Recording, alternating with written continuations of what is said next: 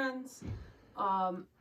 This week in wellness, we are focusing on how exercise really helps us with our mental health. So, to break that down a little bit, we're going to be talking about the mood meter. And before we do that, we're going to be talking about Legos and dinosaurs. Actually, just dinosaurs. And this is a Lego dinosaur. So, now, let's pretend that I just found myself, I landed in Jurassic Park and I wanted to figure out, which dinosaurs I want to hang out with.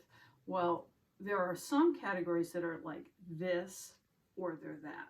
So like a dinosaur might be a plant eater or it is a meat eater. So it's one or it's the other.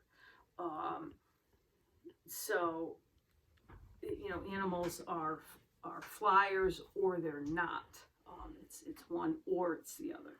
Now, there are some things that are like a range. So it's not just this or that. It's like how much of this or how much of that.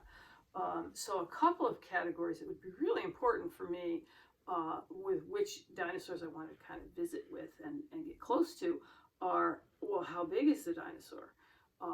Because big dinosaurs are cool to look at in a museum, but I don't think I'd want to look at one up close and personal if it was alive, like in Jurassic Park.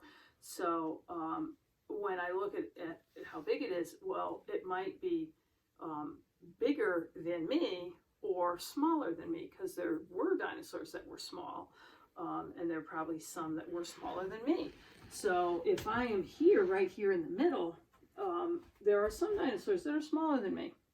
There were a lot of dinosaurs that were bigger than me, but not just bigger than me. Some were lots bigger than me. So this is a Triceratops here. Triceratops was definitely bigger than me. But what about the T-Rex? The T-Rex was even bigger. So way out here. I'm here in the middle, and the T-Rex is way out here, way bigger than me. Now, another important quality would be how fast the dinosaurs move, because I wouldn't want a dinosaur that was like, faster than me and bigger than me, especially if it was a meat eater. There are dinosaurs that are, here I am in the middle, faster than I am, and there are dinosaurs that are slower than I am. So there might be a dinosaur that is bigger than me, but slower than me, and that would be okay. There might be a dinosaur that is faster than me, but if it's smaller than me, that might be okay too. So this is a way to look at, like, there's two things that we're looking at with regard to our dinosaur. And it's not just a this or that, it's like a how much of this and how much of that. So we have like kind of four categories here. And we could move our dinosaur further from the middle depending on like how big, how small, how fast, how slow. This would be really big, really fast. I probably wouldn't want to meet a dinosaur that's way out here, because that probably would be really uncomfortable for me.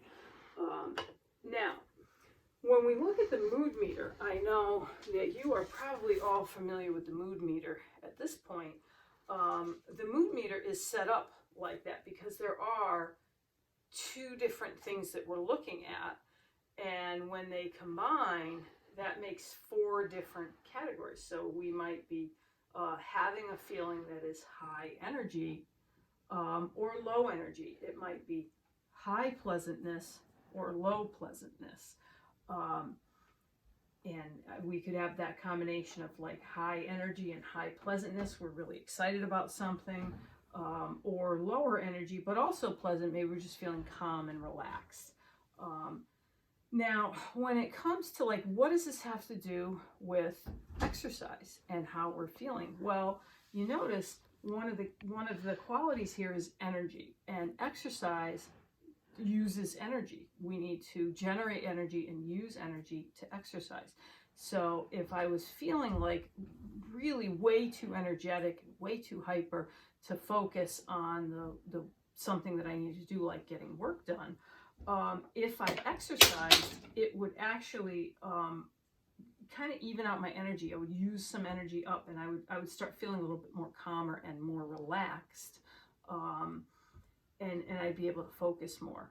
Now, sometimes we're feeling, like not so pleasant, and maybe low energy, like we're feeling just tired and grumpy and not terrific, or we're feeling upset and not terrific.